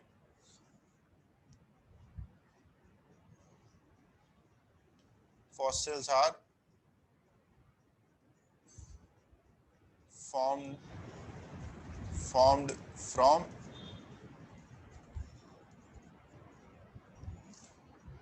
remains of dead body। एक डेड बॉडी के रिमेन से फॉसिल बनते हैं। रिमेन मतलब जो बच गया हिस्सा डेड बॉडी का, उससे बनते हैं फॉसिल्स। ठीक है, तो फॉसिल्स बहुत सारे अलग अलग टाइप के होते हैं। फॉसिल्स कब कब कैसे बन सकते हैं,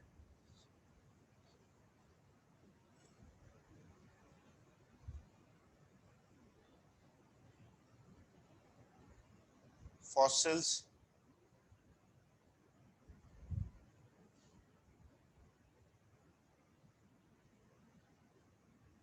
can be formed in snow.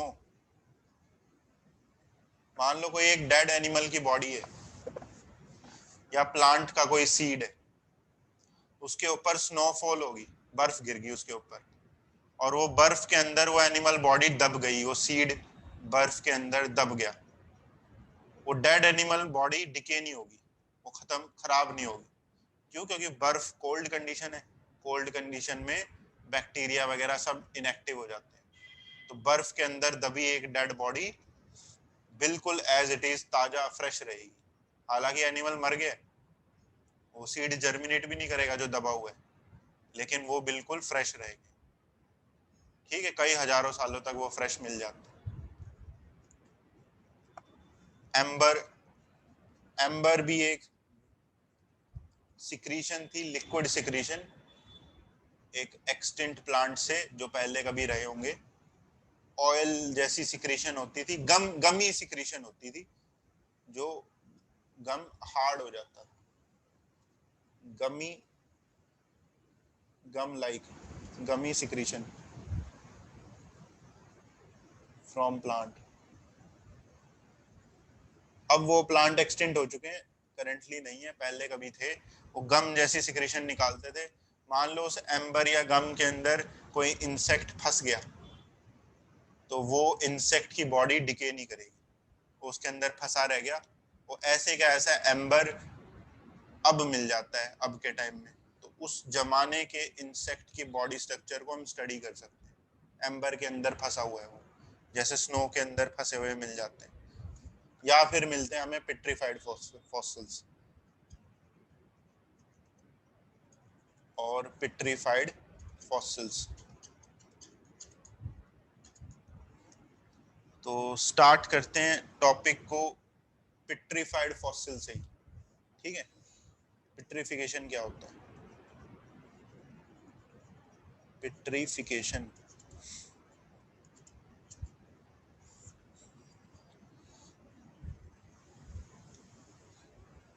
Petrification को मैं पहले एक्सप्लेन कर देता हूँ, फिर लिखवा दूंगा। जैसे हमें कई बार क्या होता है कि आप सभी ने अखबारों में भी देखा होगा, न्यूज में भी, या टीवी में कभी, या किसी मूवी वगैरह में देखा होगा, फॉसिल्स में जनरली हमें एनिमल्स की हड्डियां मिल जाती हैं, डायनासोर के ढांचे मिल जाते हैं। ठीक है, ह्यूमन, पुराने जो ह्यूमन थे उनकी हड्डियां मिल जाती हैं। तो मेरा क्वेश्चन है, क्या हर डेड बॉडी का फॉसिल बनता है क्या? हर डेड एनिमल बॉडी का क्या फॉसिल बनता है? यस या नो?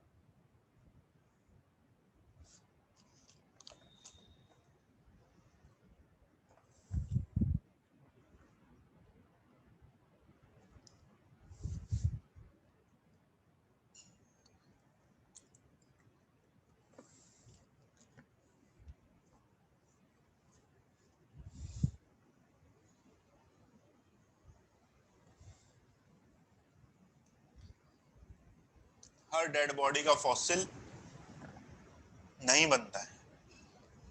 तो कब बन सकता है फॉसिल? अगर हर का नहीं बनता, कुछ का तो बन ही जाता है, तो कब और कैसे बनता है? फॉसिल बनने के कुछ कंडीशंस होती हैं। पहली कंडीशन, जिस भी मिट्टी में वो फॉसिल दबा हुआ है, उस मिट्टी में पहली कंडीशन पानी होना चाहिए। जिस मिट्टी में वो डेड बॉडी दबी हुई है, उस मिट्टी में पानी होना चाहिए, पहला कंडीशन। दूसरी कंडीशन, उस सॉइल के में ऑक्सीजन नहीं होनी चाहिए। अगर उस मिट्टी में सॉइल होगी तो वहां उस मिट्टी में अगर ऑक्सीजन होगी तो ऑक्सीजेनिक बैक्टीरिया वहां पर होगा। ऑक्सीजेनिक बैक्टीरिया क्या करते हैं? डिके की प्रोसेस करते हैं।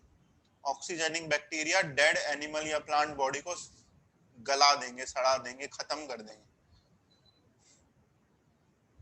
ठीक है, इसलिए हर डेड बॉडी फॉसिल नहीं बन सकती। वो ही फॉसिल बन सकते हैं जहां ऑक्सीजन ना हो लेकिन पानी हो। पानी का क्या रोल है? जैसे मान लो कोई डेड एनिमल बॉडी मिट्टी में दबी हुई है, ऑक्सीजन नहीं है, वो गल सड़ नहीं रही है, चलो मान लिया। आउटर का जो फ्लैश होता है वो तो खत्म हो ही जाता है, ठीक है, लेकिन जो ये हार्ड बोन्स है, बोन्स को डिके करना बड़ा मुश्किल है। आउटर का फ्लैश तो कुछ दूसरे बैक्टीरिया होते हैं या फंगस वगैरह होते हैं, वो सब सड़ा गला सकते हैं, लेकिन बोन्स को डिके करना मुश्किल होता है। बोन्स से इसलिए फॉसिल बन जाते हैं अगर ऑक्सीजन की कमी हो और पानी हो। कैसे बनेंगे फॉसिल? जो बोन्स होती हैं, बोन्स के अंदर मान लो कोई एक बोन का सेल है, ऑस्टियोसाइट है बोन का सेल। मान लो बोन के अंदर ये बोन के सेल है,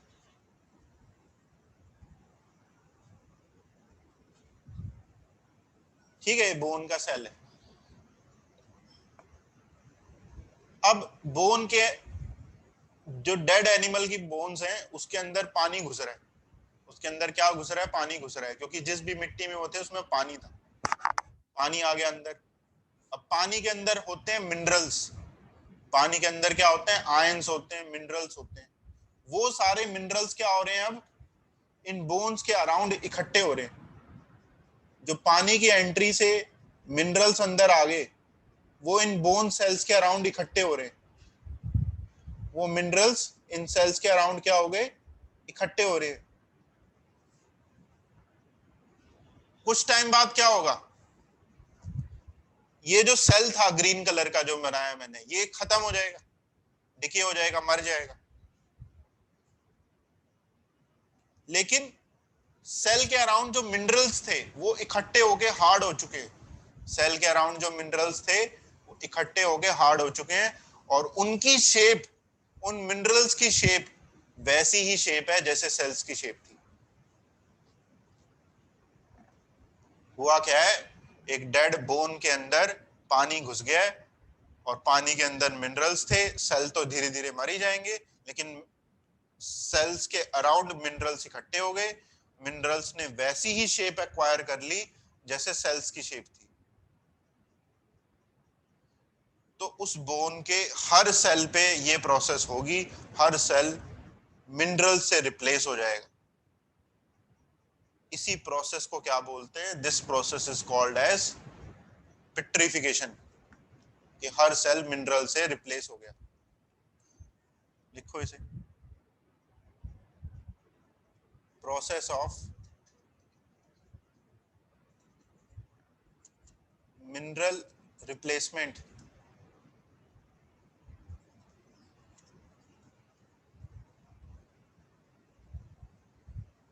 in hard parts of body such as bones, teeth, shell, wood, etc.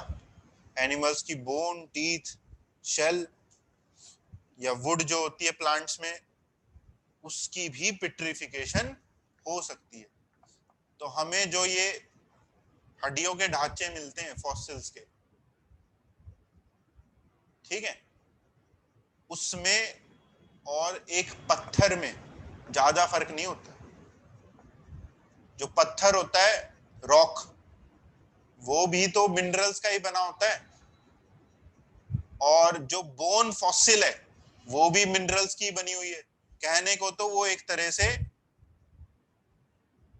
पत्थर ही है। कहने को क्या है? वो एक तरह से पत्थर ही है, लेकिन उसे हम पत्थर नहीं बोलते, उसे हम क्या बोलते हैं? बोन फॉसिल बोलते हैं। क्यों बोला उसे बोन फॉसिल?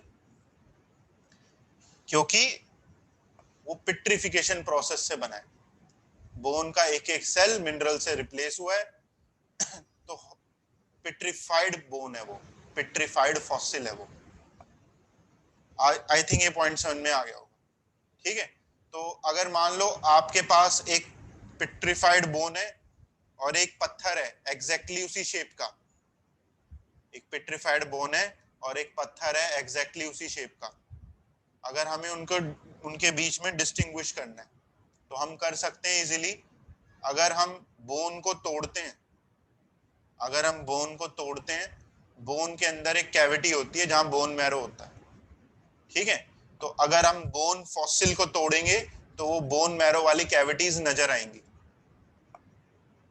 अगर हम बोन फॉसिल को तोड़ते हैं ना, तो बोन मैरो वाली कैविटीज नजर आती हैं कि वहां खाली स्पेसेस दिखेंगी, वहां मिनरल थोड़ी ना आएंगे।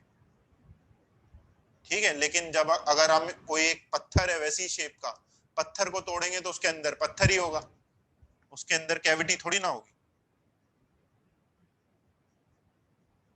पॉइंट समझ में आ गया?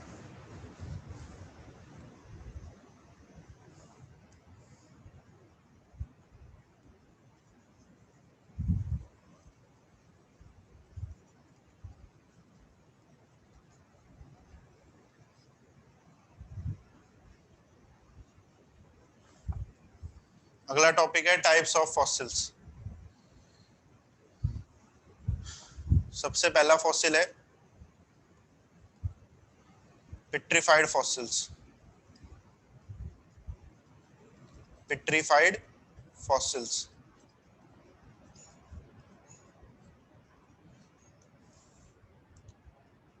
फॉर्म्ड बाय पेट्रिफिकेशन, जो अभी मैंने आपको समझाई पेट्रिफिकेशन प्रोसेस, उससे अगर कोई फॉसिल बन रहा है, जैसे bone fossil, teeth fossil, shell fossil, wood fossil, वो सब पेट्रिफाइड फॉसिल्स हैं। नेक्स्ट दूसरे फॉसिल है अनऑल्टर्ड फॉसिल।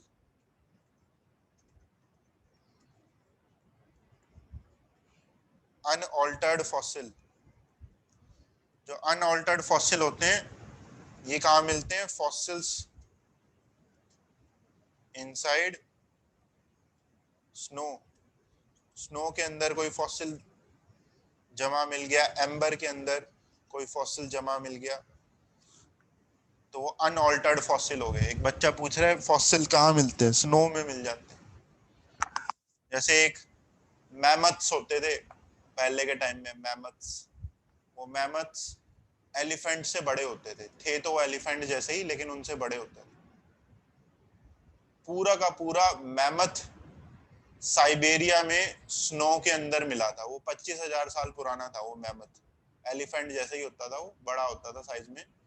25,000 साल पुराना वो डेड बॉडी स्नो के अंदर जमी पड़ी मिली, और उसका जो मांस था, उसका जो फ्लैश था, वो इतना फ्रेश था कि आप उसे डॉग्स को फीड करा सकते हो। था वो 25,000 साल पुराना, डिके ही नहीं हुआ, क्योंकि वो स्नो के अंदर ट्रैप रह गया ना, डिके ही नहीं हुआ। उसे अनऑल्टर्ड फॉसिल कहते हैं।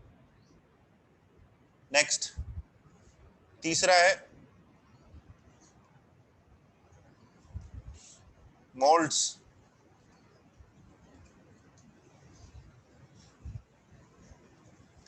मोल्ड्स होते हैं इंप्रेशन ऑफ बॉडी शेप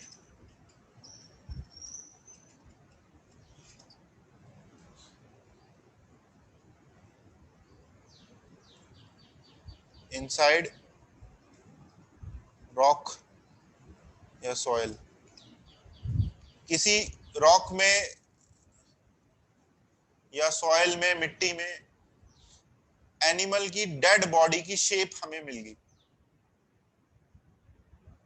ठीक है, रॉक के अंदर एनिमल डेड बॉडी की शेप मिल रही है। एनिमल का कोई पोर्शन नहीं है, एनिमल की पूरी बॉडी खत्म हो चुकी है, डिके हो चुकी है, कुछ नहीं पता चल रहा, लेकिन उसकी शेप बनी हुई है कि एनिमल के ऐसे दो पंख थे, उसकी लेग्स थी, उसकी बीक थी, ऐसे पूरे एक उसकी शेप हमें बनाई दिख रही है सॉइल के अंदर या रॉक के अंदर।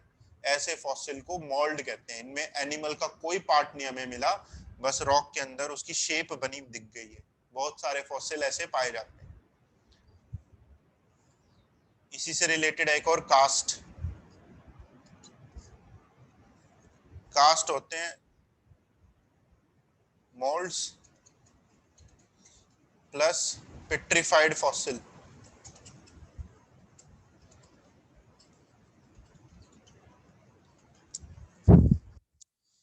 जैसे मान लो कि मोल्ड कहीं पर मिला है, रॉक के अंदर एनिमल की बॉडी की शेप बनी हुई है, और उसी शेप में हमें बोन फॉसिल भी मिल गया। मिट्टी से हमें एनिमल की बॉडी की शेप दिख गई, और उसी मिट्टी में हमें बोन फॉसिल भी मिल गया, पेट्रिफाइड फॉसिल। तो उसे कास्ट बोलेंगे। पेट्रिफाइड फॉसिल प्लस मोल्ड्स, उसे कास्ट कहते हैं। एक एनिमल था आर्कियोप्टेरिक्स। आर्कियोप्टेरिक्स वो प्लांट्स, सॉरी, बर्ड्स और रेप्टाइल्स के बीच का था वो आर्कियोप्टेरिक्स। उसके कास्ट मिले थे, पिट्रीफाइड बोन्स भी मिली थी उसकी और मोल्ड्स भी मिले थे उसके। पढ़ेंगे उसके बारे में आगे। Next, compression.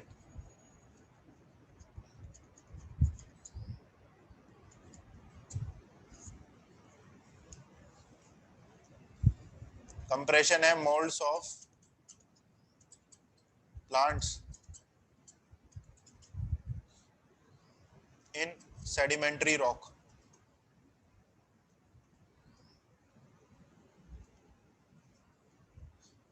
इस सेडिमेंट्री रॉक के बारे में मैं थोड़ी देर में डिस्कस करता हूँ, ठीक है। अगर हमें प्लांट के मोल्ड्स मिल रहे हैं उसे कंप्रेशन कहते हैं। अगर प्लांट्स के हमें मोल्ड मिलते हैं उसे कंप्रेशन कहते हैं। माइक्रोफॉसिल्स,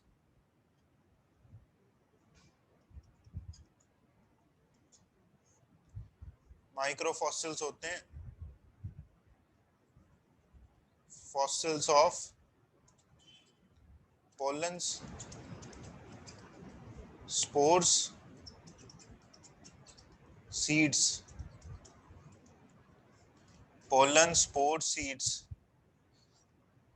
पोलन ग्रेन के अगर कोई फॉसिल मिल रहा है, स्पोर्स के अगर कोई फॉसिल है, सीड का कोई फॉसिल है, उसे माइक्रोफॉसिल कहते हैं।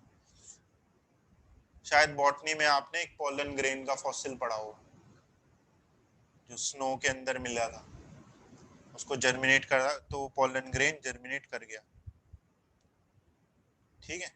माइक्रोफॉसिल्स।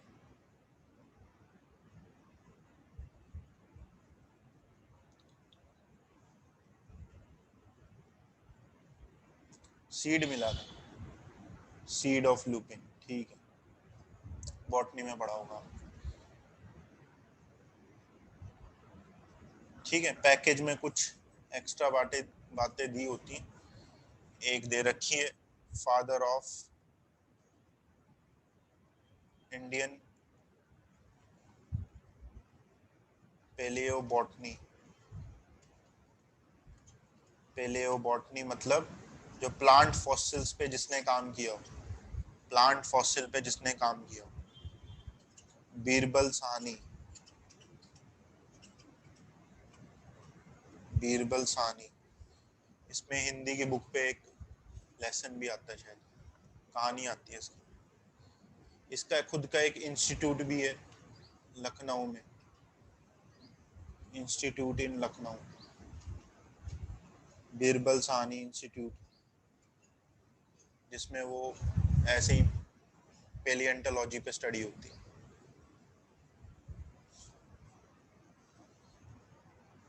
नेक्स्ट, तो ये हो गया फॉसिल्स के बारे में, टाइप्स उनकी। अब हम बात करते हैं फॉसिल्स की डेटिंग पे।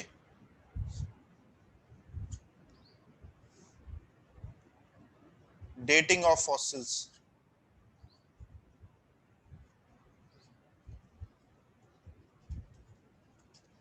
डेटिंग का मतलब होता है एज प्रिडिक्शन, कि जैसे हमने जियोलॉजिकल टाइम स्केल में लिख दिया कि ये इस एज में मिला, ये इस एज में मिला, तो हमें कैसे उसका टाइम पीरियड पता चला?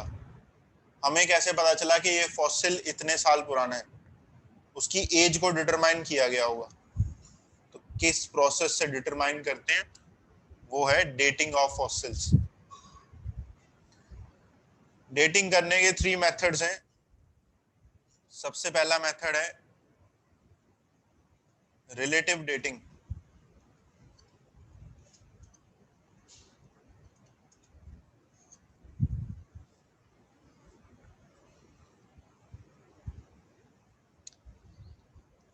रिलेटिव डेटिंग सबसे पहला मेथड।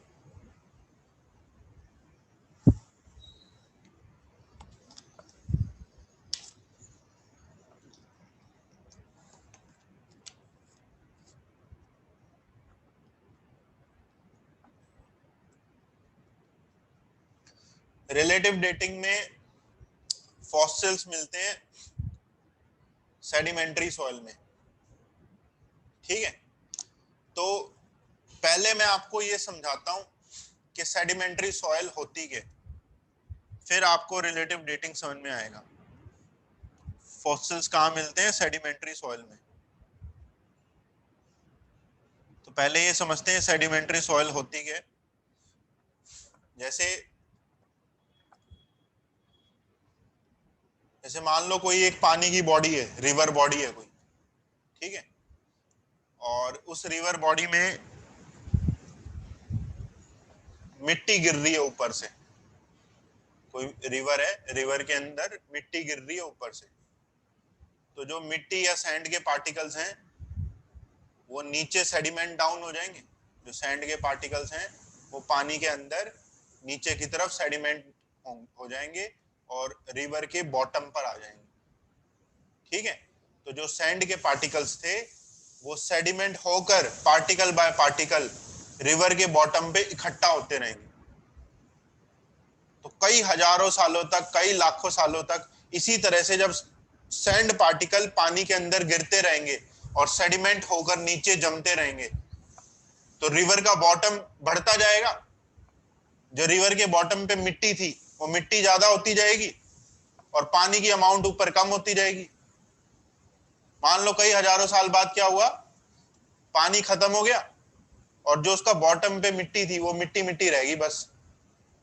उस ऐसी सॉइल को क्या बोलेंगे? Sedimentary soil. सेडिमेंट्री सॉइल वहां बनती है जहां पहले कभी पानी रहा हो और उस पानी में सॉइल के पार्टिकल्स हों और वो particles drop by drop sediment होते हुए नीचे इकट्ठा हो रहे। सेडिमेंट्री सॉइल कैसे बन रही है समझ में आ गया?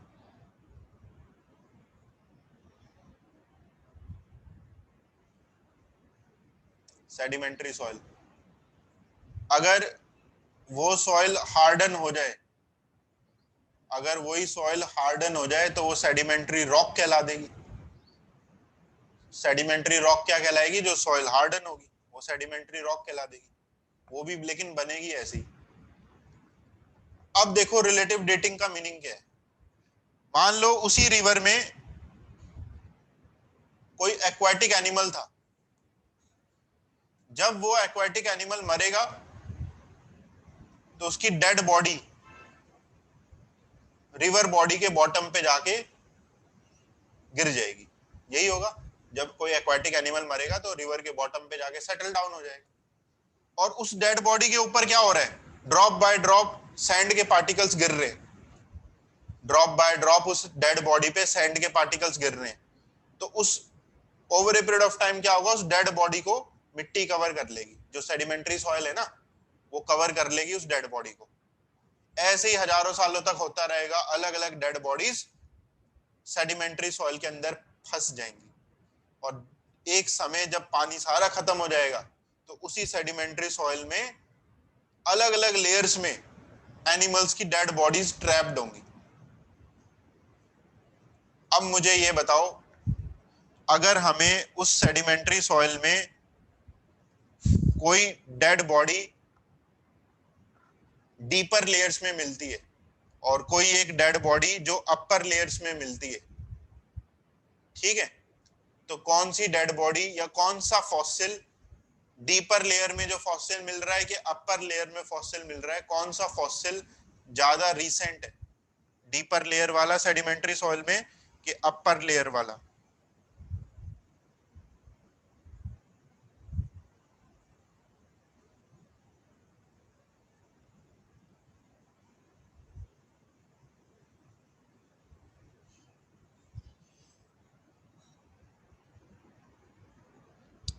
अपर लेयर वाला जो है वो ज्यादा रिसेंट होगा और डीपर लेयर वाले पुराने फॉसिल होंगे। तो इसी तरह से सेडिमेंट्री सॉइल को जब खोदते हैं, उस मिट्टी को खोदा जाता है तो उसकी अलग अलग लेयर्स में फॉसिल्स ट्रैप्ड मिलते हैं। जो अपर लेयर वाले होते हैं वो रिसेंट फॉसिल होते हैं, जो डीपर लेयर वाले वो पुराने फॉसिल होते हैं। इसी को रिलेटिव डेटिंग कहते हैं। रिलेटिव में जो अपर लेयर वाला है वो रिसेंट है और लोअर लेयर वाले पुराने हैं। इसी को रिलेटिव डेटिंग कहा जाता है।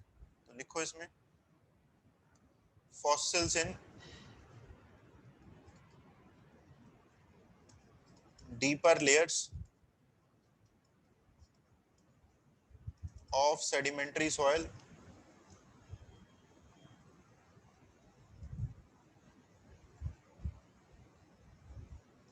are older in comparison to upper layer fossils.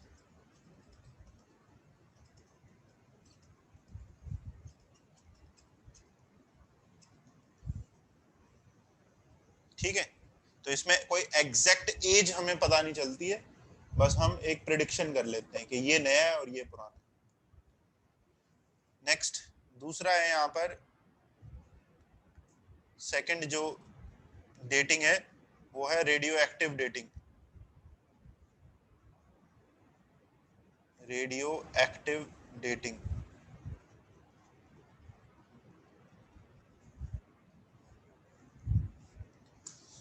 Radio active dating होती है थ्रू डिके ऑफ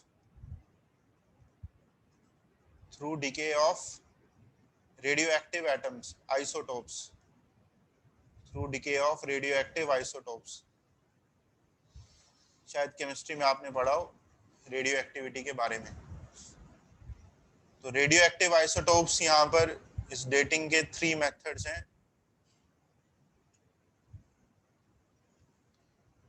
जैसे potassium argon dating, potassium argon dating first method. Second होता है carbon dating, carbon dating second method. और third होता है uranium lead dating, uranium lead dating.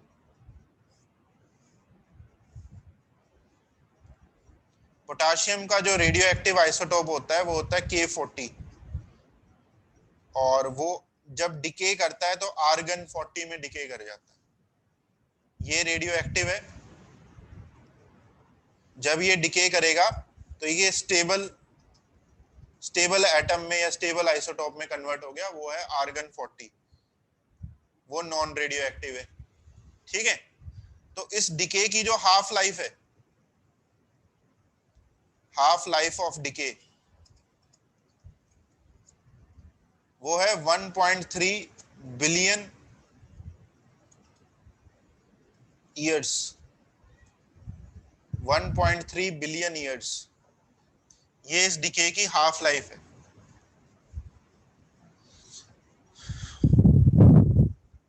अब इससे हम एज को प्रेडिक्ट कैसे करेंगे? जैसे मान लो कोई आपको फॉसिल मिला, कोई भी फॉसिल मिला आपको, उस फॉसिल के अराउंड आपको K40 और आर्गन 40 ये भी सॉइल से मिल रहे हैं। सॉइल से K40 आर्गन 40 भी आपको मिल रहे हैं जहां से आपको फॉसिल मिला है। आप उनकी रेशियो चेक करो।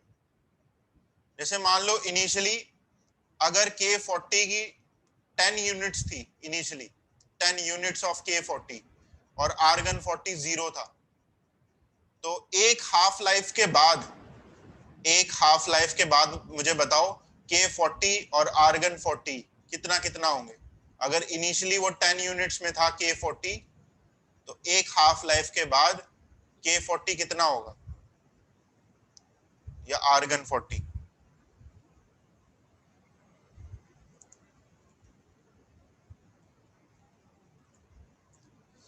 एक हाफ लाइफ के बाद दोनों 5-5 यूनिट्स में होंगे, 1:1 रेशो में। ठीक है, दोनों 5-5 यूनिट्स में होंगे।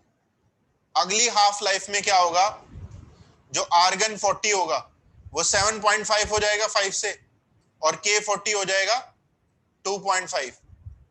ठीक है, आर्गन 40 7.5 हो गया, K40 2.5। तो इस तरह से हम उनकी रेशियो कैलकुलेट करेंगे। जो फॉसिल के अराउंड मिट्टी मिल रही है, मिट्टी में जो पोटाशियम है, आर्गन है, उनकी रेशियो को हम कैलकुलेट करेंगे कि क्या क्या उनकी रेशियो आ रही है, और उस रेशियो से उस फॉसिल की एज को हम प्रेडिक्ट करेंगे कि वो इतने साल का फॉसिल हो सकता है। ठीक है, these isotopes, these isotope ratios are studied near to fossils, कि उन फॉसिल्स के अराउंड ये आइसोटॉप्स किस रेशो में है, तो हाफ लाइफ के अकॉर्डिंग एक एज एस्टिमेट हो सकती है और उसी एज को उस फॉसिल को दे दिया जाता है।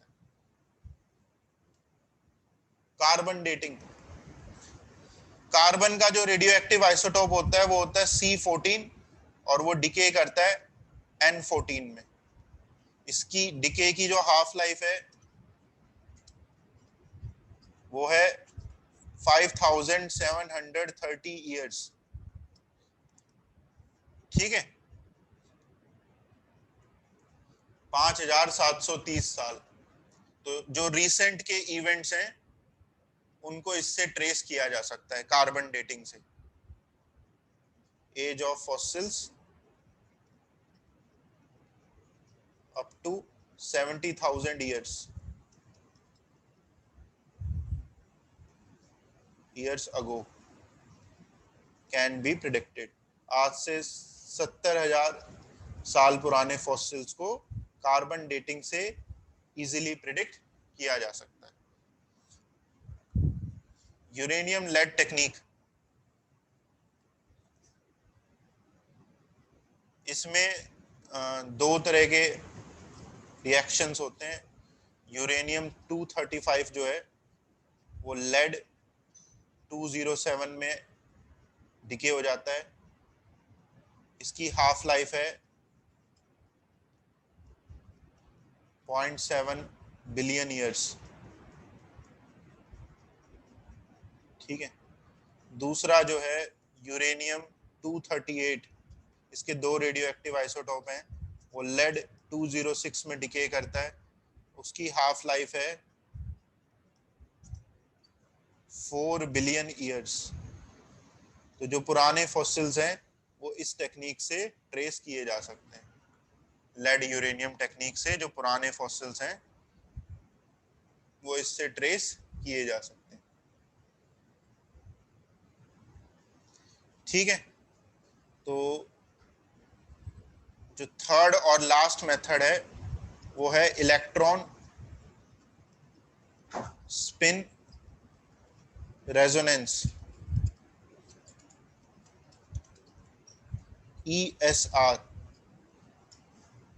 Electron spin resonance, ESR। इसे मोस्ट एक्यूरेट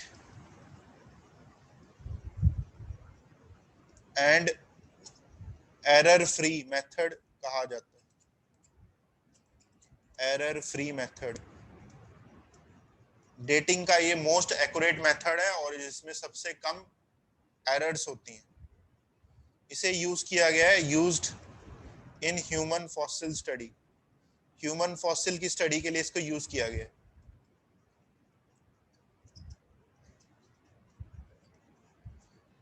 तो इस मेथड की डिटेल में हमें नहीं जाना है कि करते क्या है, फिजिक्स का कोई इसमें प्रिंसिपल यूटिलाइज्ड है, तो उस सब को हमें पढ़ने की जरूरत नहीं है। बस नेम ध्यान में रखो कि ESR मोस्ट एक्यूरेट मेथड है और ह्यूमन फॉसिल स्टडी के लिए इसको यूटिलाइज किया गया है। ठीक है, तो इतना ही काफी है बस इसके लिए। तो ये टॉपिक हो गया यहाँ पर कंप्लीट हमारा डेटिंग मेथड्स पेलिएंटोलॉजी में। तो पेलिएंटोलॉजिकल स्टडी में हम कुछ एग्जाम्पल्स और पढ़ेंगे, उन्हें फिर हम नेक्स्ट क्लास में देखेंगे। आज का जो लेक्चर है वो यहीं पर एंड कर रहा हूँ।